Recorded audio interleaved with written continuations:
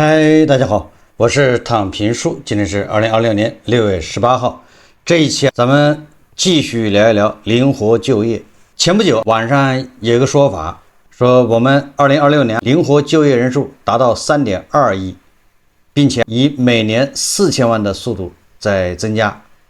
那有人就算了，我们就业人口大概7个多亿，3.2亿灵活就业，那也就是44%的人灵活就业。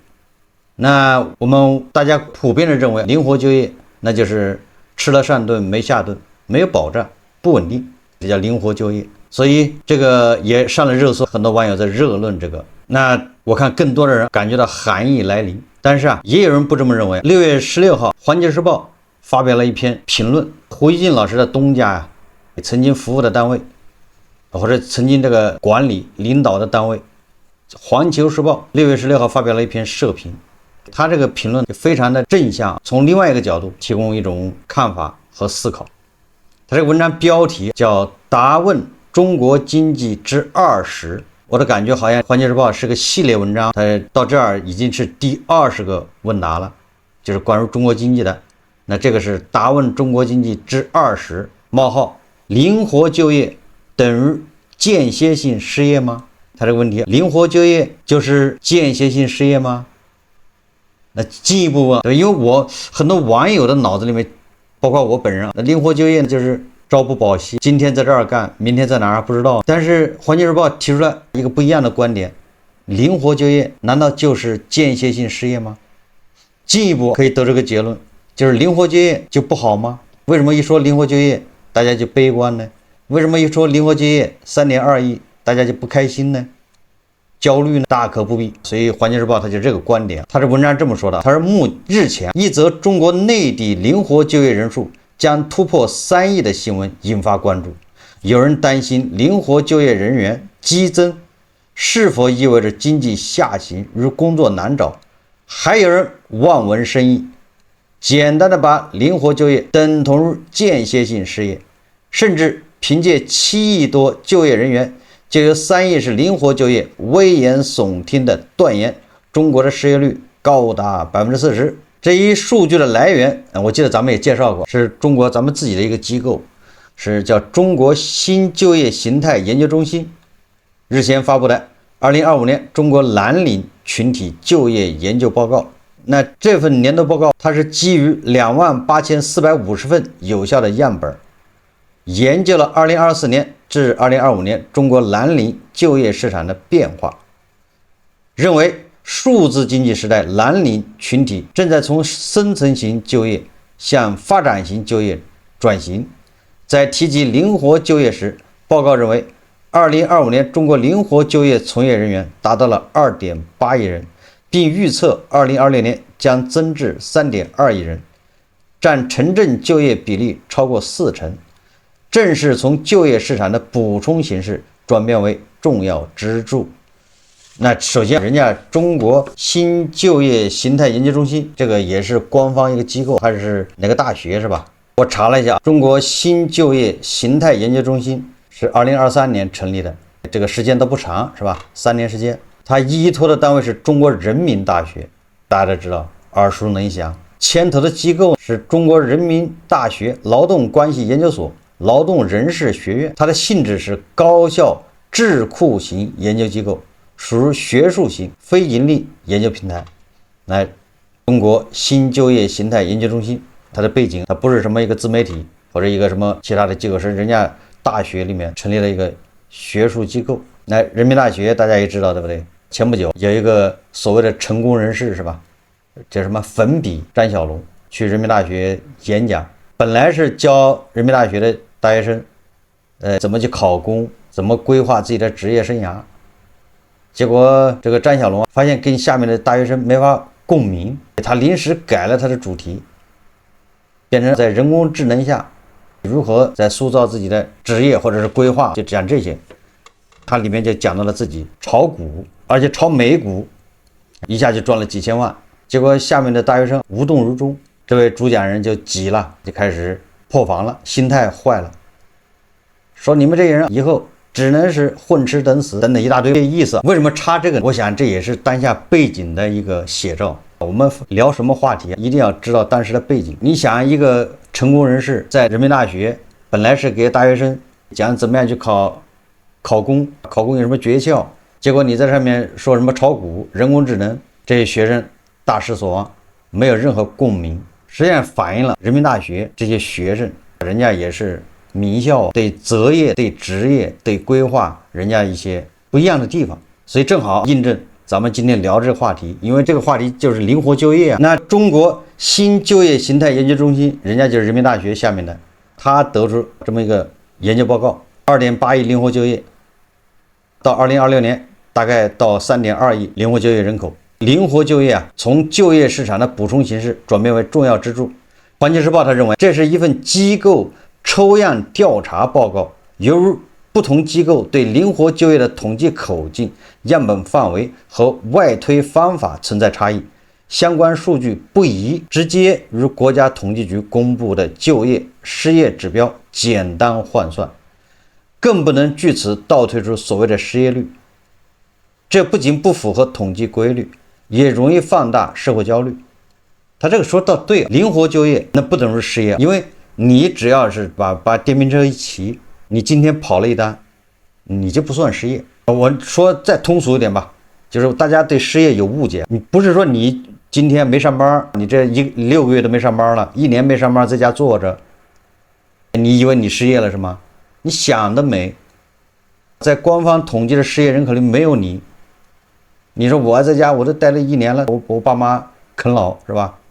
但传职儿女在家啃老，我这不是失业，谁失业啊？失业的人口里面没有你，最起码是失业，他必须第一个是裁掉的，你是被裁员；第二个你裁掉之后，你找工作而找不到，他条件非常苛刻，所以说你不要以为你没有工资就是失业，那显得太简单了。如果你要不懂，你就去领一下失业保险金，看你能不能领得到。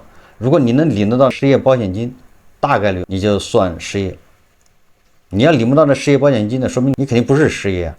所以失业不是以你有没有工资，也不是以你说这1年2年有没有工作为标准。所以环球时报没说错，也就是灵活就业，中国新就业形态研究中心公布的这些东西跟我们统计局那个口径是不一样的，所以你不能简单的说这个就是失业。按照我们统计局的失业的每个月公布的数字，那都是很稳定的，稳中向好，怎么可能一下多4000万灵活就业的或者失业的？那怎么可能？所以说环球时报一针见血是指出了，不能据此倒推出所谓失业率，这不仅不符合统计规律，也容易放大社会焦虑。你一个人在家啃老当全职儿女不要紧，你10个人在家养这啃老当全职儿女也不要紧，但是你越来越多的人啃老当全职儿女，完了之后你们又互相联系，形成了蛙声一片。你本来就是一个井里面的井底之蛙，不要紧，但是现在蛙声一片，这就不太好了，放大了焦虑。所以说你们最好在各自的井里面安好，岁月静好，不要到处串联，互相说我失业了，我没工作，他没工作，这么一喊，那全知道了，就这意思啊。我是理解这个环球时报的，我是相当支持环球时报这观点的。只要你不喊，你就没有失业。环球时报说，之所以不少声音将它与失业联系起来，一个主要原因是很多人将灵活就业等同于过去的打零工，在这一刻板印象中，灵活就业就是有上顿没下顿的状态，间歇性失业的说法也由此产生。环球时报这说法也挺好的，灵活就业不等于打零工。你看看送外卖的哪个不是从早送到晚，一个月的送？开网约车的哪个不是天天开？没有说吃了上顿没下顿，打零工什么意思？今天有工作明天没工作是吧？你看现在灵活就业，你看网约车司机、送外卖的、送快递的，还有大货车司机，那都是灵活就业，人社部规定的灵活就业里面啊，那哪个不是天天都在上班？没有上顿没下顿。比如说主播、自媒体，在人社部里面自媒体啊，像我这样的，那也没有说今天做节目明天不做吗？不是天天都在做吗？所以说没有什么吃了上顿没下顿，很稳定。环球时报这么一说，好像对呀。灵活就业不能和间歇性失业划等号，主要原因是间歇性失业是一种被动的结果，是劳动者有就业意愿、具备劳动能力，但被迫失去劳动机会，并非自愿暂停工作，阶段性无法获得任何有报酬的劳动，核心是劳动力供需匹配失败，而灵活就业是劳动者出于时间自由、职业偏好、技能适配等需求选择一种就业模式，即使工作时段不遵循朝九晚五等标准工时，但他们仍然在持续提供劳动并取得合法收入，只是薪酬结算周期、用工契约形式灵活。他这个说法还是很有意思的，也就是间歇性失业是什么意思？就是你有劳动能力，但是你没有劳动机会，并非自愿暂停工作。你想工作，你有工作的能力，但是你找不到劳动的机会，阶段性的，好，那你就是失业。这种失业本质上是劳动力供需匹配失败。就你有劳动意愿，有劳动能力，但是你没有劳动机会，这叫间歇性失业。灵活就业就不一样了，灵活就业是劳动者出于时间自由、职业偏好、技能适配需求选择一种就业模式。环球日报的意思就是什么？你比如送外卖，每一个送外卖的小哥都是因为他们喜欢这个职业，出于时间自由。这篇开网约车的，他是喜欢干网约车这活，出于个人偏好。技能适配，也就是他，你看他有驾驶证，他适合开网约车。我记得我们以前有个理想是吧？把你的爱好变成工作，把你的爱好变成工作，把你的爱好变成一个饭碗，这是人生最大的幸福。有很多人他在上班他不快乐，为什么？因为他的工作不是他的爱好，不是他喜欢的。如果你把你的爱好变成你的工作，从这工作中找到自己的让自己愉悦，还能有收获，那这是人生最大的幸事，最幸福的。所以《环球日报》说的就这意思，他说你看外卖小哥他喜欢干外卖，自由。第二个他适合干外卖，他体力好，对不对？跑得快，还能锻炼身体，还能看沿途的风景。晚上11点的城市灯光，这是美景，又能欣赏沿途的美景。这不是好多媒体都报道过吗？有的送外卖的他买了个照相机到处拍，记录美好生活，难道不是吗？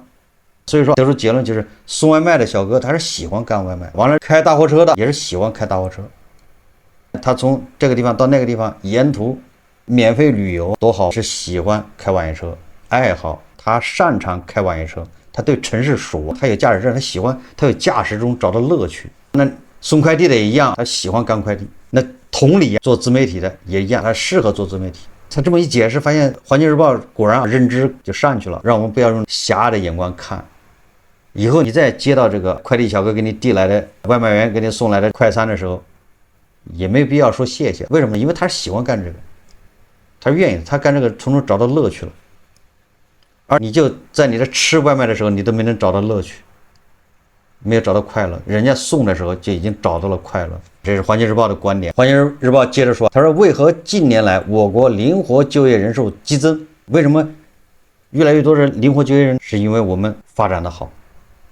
主要原因是数字经济时代来临和人工智能，就是 AI 技术的快速发展与应用，人们的生活、出行等方式发生了根本性变化，就业形态的变化实际上是生活方式变化的一个结果。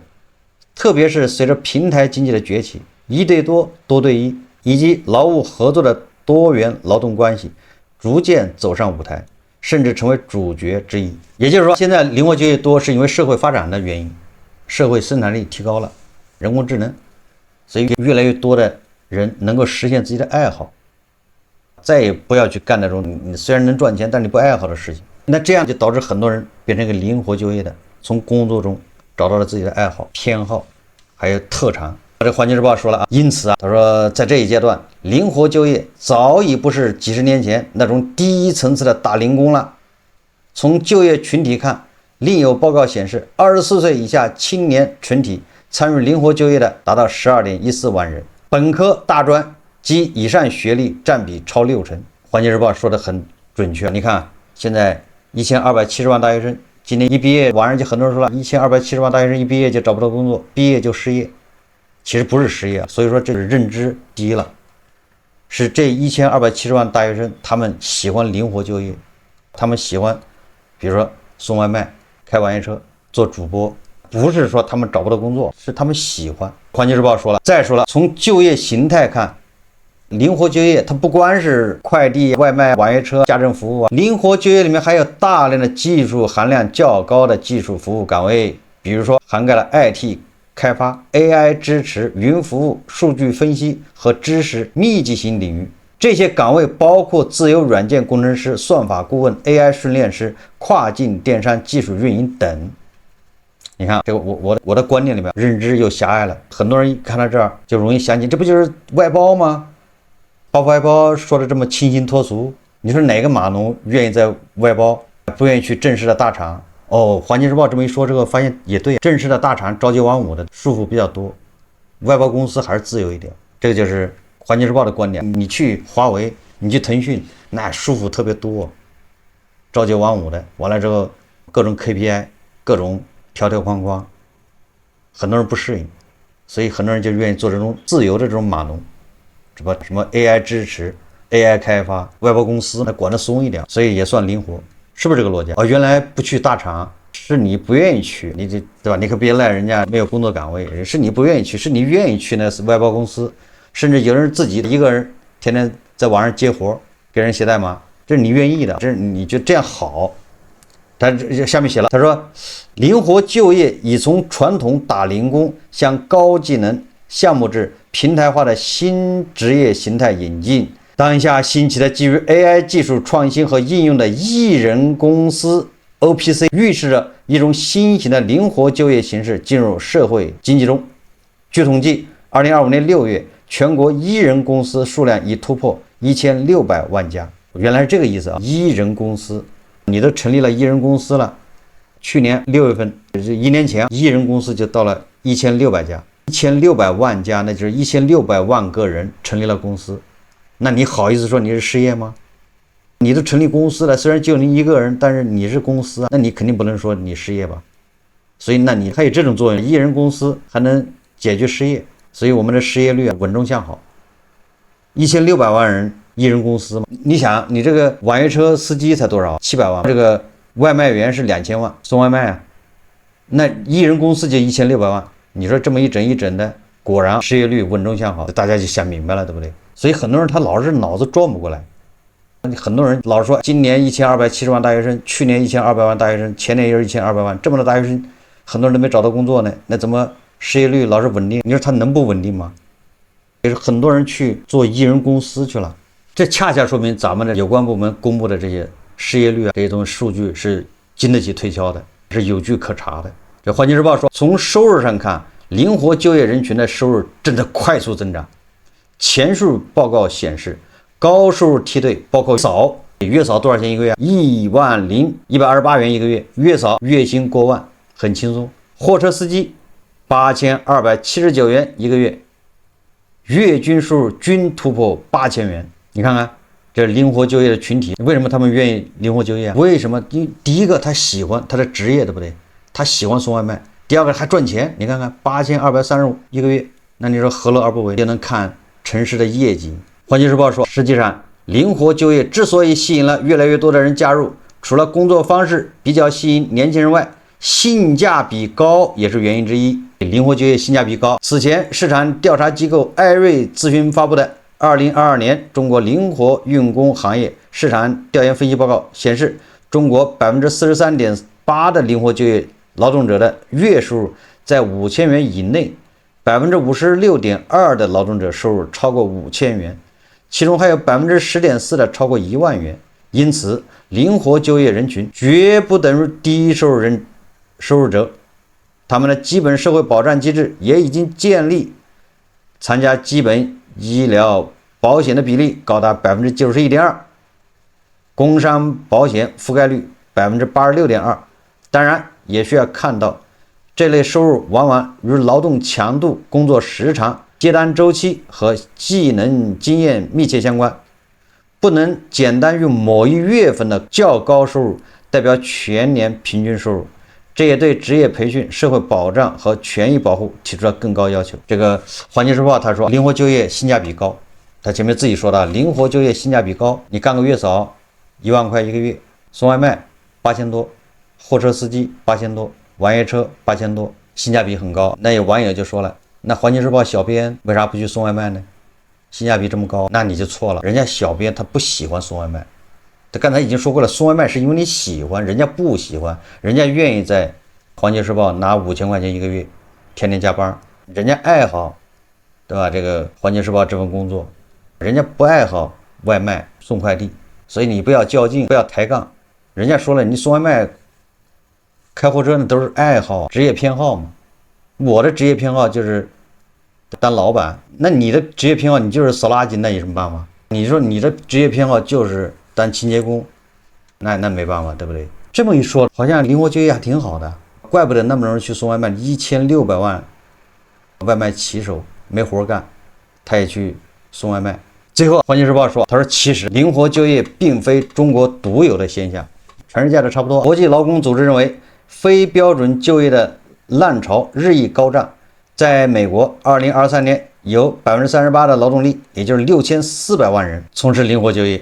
你看看，那美国的灵活就业不比咱少，它也占38%呀，我们才44%而且那数据还不准。因此，那种人认为灵活就业是间歇性失业，是劳动者被逼无奈的观点，不仅是片面和错误的，也是对新经济、新技术发展背景下就业形态变化缺乏认知。在“十五”规划纲要中，促进高质量充分就业是未来5年的重要目标，而支持灵活就业健康发展则是就业扩岗提质的重要途径之一。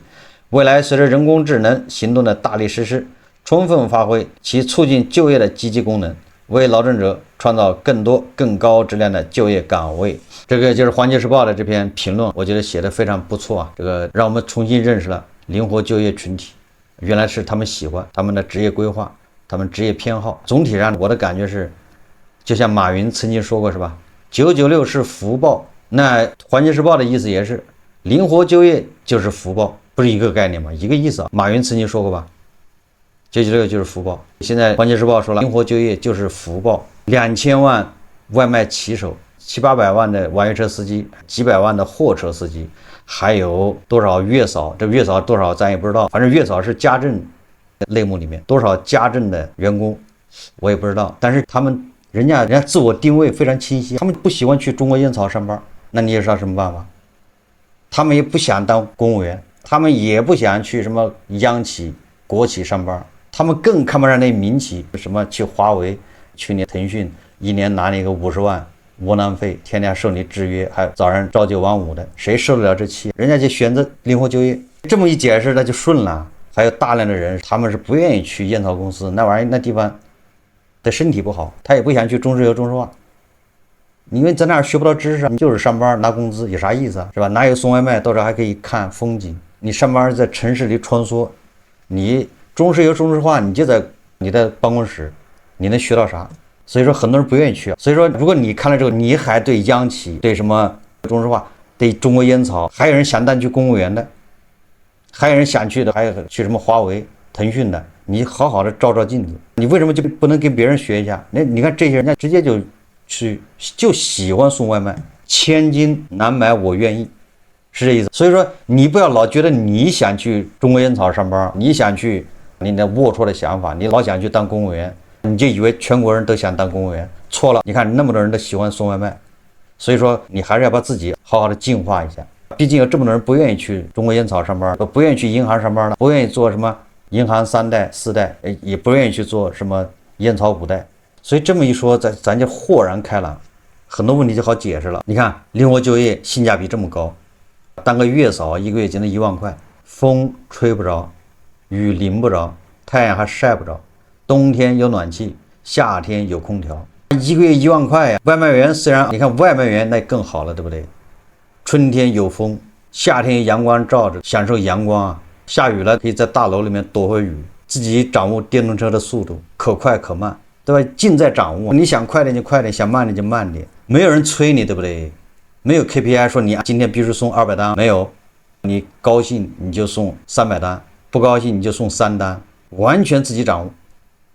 怪不得那么多人愿意送外卖。所以说你说中国烟草上班有什么好？你在银行上班有什么好？你在环球时报上班有什么好？是不是啊？所以说都是各自爱好。我们有很多人把灵活就业人口增加把它归咎于这个严重的社会结构问题，但是环球时报这么一解释它就通了，它标志的是一个时代的进步，是劳动就业人口的选择余地多了，再结合数字经济新形态，这个就形成了一个叫就业升级。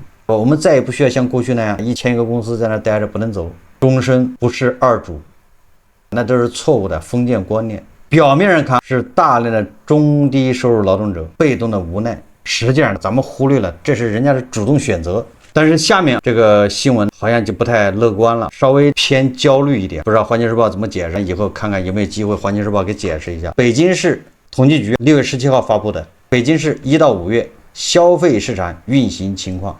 6月16号啊，国家统计局是吧发布了咱们5月份的全国的一个消费情况是吧？我们的看到社零数据啊，5月份是下降0.6%是吧？负增长。那我们看看北京市公布的1到5月累计的数据，社会消费品零售总额是5469亿，1到5月同比下降2.5%。因为北京市它没有公布5月份单月的，那你要折算一下，5月份单月社会消费品零售总额大概在1100亿左右，所以估算5月份北京市社零数据下降是大于2.5%的。你看它比全国0.6%，北京市下降还多一点，是2.5%。那光北京呢，再看看上海，上海是咱们中国最有钱的、最富裕的地方。那上海市公布的这个社零数据，5月份是1445.27亿元，同比下降4.7%，全国是0.6%下降，上海是下降了4.7%。也就是北京、上海这俩地方居然拖了全国的后腿，这两个最有钱的地方，一个是5月份下降2.5%，一个是下降了4.7%。我记得2年前我们就说过，当时北京、上海社零在下降，北京、上海的这个白领感觉到寒意来了，是吧？也感觉到失业啊、降薪、裁员一大堆的，是吧？房价下跌。我记得当时2023年、24年，但是那个时候县城经济还可以，所以网上很多文章是吧？说县城的贵妇、县城婆罗门、县城经济很火，尤其是春节那一阵子，北京、上海的白领一回到自己老家县城，发现县城的同学过得一个个的非常滋润，吃香的喝辣的，一点都没有感受到任何寒意。但是北京、上海的他们已经感受到了，工资在下降，裁员、就业难。北京、上海的社零数据也在下降。当时咱们就说了，寒意它在路上。北京、上海因为更接近市场经济，所以他们叫春江水暖鸭先知，这些白领，所以他们更容易受到这个冲击。但是县城这边，它离市场经济还有点路，它主要靠转移支付、靠工程、靠各种基建拉动，跟婆罗门关系比较密切，所以县城那边还是看上去热闹非凡。但是我们就说了是吧，这个寒意在路上，你看到更多的都说县城不行了，因为转移支付，现在各个省财政的很难自给自足啊，今年还没有一个地方说能达到自给自足的。那现在你看今年5月份北京、上海这两个最有钱的地方社零数据居然大幅下降，所以是不是意味着第二波寒流来了，对吧？从龙头开始寒流来了，那这个寒流传到县城恐怕也要1年。所以我们经常在网上看到什么一线城市白领在那哀嚎，说难是吧？失业，又是房子降价，房子供不起了，一失业房子供不起，各种难。但是你到下面好像这个县城、4线城市好像还行，实际上这就是个时间错位，北京、上海走在前面，寒意来得早一点。这个按照任正非的说法，让寒意传遍每个角落，从北京、上海传到5线的这个县城，那还需要点时间。所以是不是意味着第二波寒潮来了？大家自己关注吧。总之，北京、上海这么有钱的地方，社零居然是2.5%、4.7%的下降，这比全国下降的还要快。这个不能等闲视之，要提高警惕。从龙头传到龙屁股，要点时间。按照环球时报的说法，未来将会有越来越多的人爱上送外卖，爱上开网约车，爱上当月嫂。如果你现在没有这爱好，你现在要培养，这叫未雨绸缪。希望环球时报小编现在也要培养这个爱好。好，这期节目我们就聊到这里，感谢大家收看。如果喜欢我的节目，欢迎订阅、转发，也可以在下方留言评论，谢谢大家。